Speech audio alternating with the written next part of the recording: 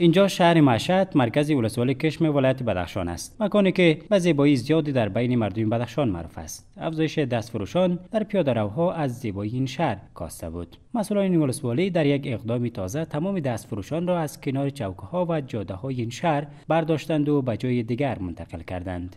مسئولین ولسوالی کشم که در رأس ولسوال صاحب است و قماندان امنیت، آمری امنیت و آمری امر بالمعروف با ما زیاد همکار هستند که توانستند الحمدلله ثابت ساختن به مردم شهروند کشم که می توانستند خدمت به مردم بکنند و همچنین ملت هم با ما همکار هستند الحمدلله که هرگاه که اگر شهروالی برنامه ای را میگیره براشون ابلاغ میشن، همزمان با شهروالی و کارمندای ولسوالی در همکار هستند. این روان یک روان است که لله الحمد اگر یه ادامه بیابه ما به این متیقن هستیم که 100% شهر کشم وسعت میابه.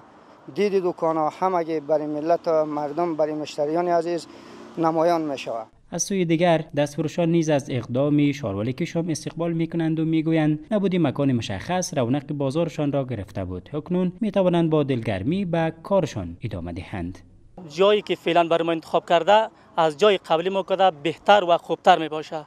انشالله دستفروشان و غرفه‌داران همگی با دوش حکومت امارات اسلامی همکار می باشند با پاکسازی و بازسازی شهرشان. و این ساحه و منطقه مربوط خود حکومت است که شهروالی را تصمیم گرفته دیگه انشاءالله غرفه ها و تخته ها را به رضایت خود مردم آوردن و امیدواریم که در آینده یک بازار که بسیار خوب و منظمه انشاءالله اینا امیدوار است که در اینجا چی بکنن مهیا بکنن. این در حالی است که در یک سال گذشته شهروالی ولسوالی کشم بدخشان در بخش‌های مشخص نمودن رسته‌های جداگانه برای دکانداران، پاککاری شهر، کنترل نرخ و ایجاد فضای سبز اقدام مؤثری انجام داده است.